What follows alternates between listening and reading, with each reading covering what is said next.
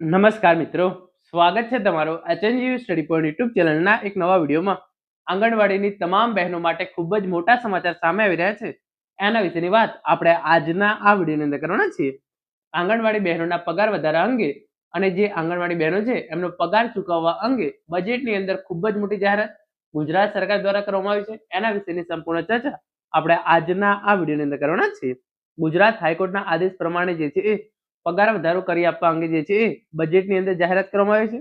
એના માટે જે છે એ પૈસાની ફાળવણી કરવામાં આવી છે. એની સંપૂર્ણ ચર્ચા વિગતવાર જે છે એ કરીશું.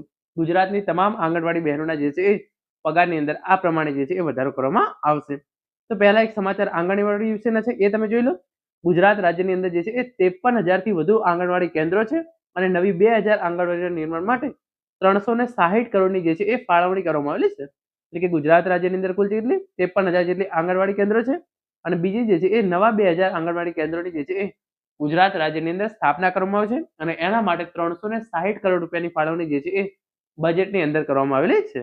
એના પછી જે બીજી ફાળવણી કરવામાં આવી છે અને જે અગત્યની છે, આંગણવાડી કાર્યકર / તેડાગર મિની આંગણવાડી કાર્યકર બહેનોના માનદ વેતન માટે 1128 કરોડની જે છે એ ફાળવણી ગુજરાત સરકાર દ્વારા બજેટની અંદર કરવામાં આવી છે. તો જે પ્રમાણે ગુજરાત હાઈકોર્ટ દ્વારા આંગણવાડી કાર્યકરને જે છે એ ₹24,800, આંગણવાડી તેડાગર, હેલ્થ વર્કર અને જે મિની આંગણવાડી વર્કર છે એમને જે છે એ ₹20,300 નો પગાર ચૂકવવામાં આવે આવો જે છે એ આદેશ કર્યો હતો.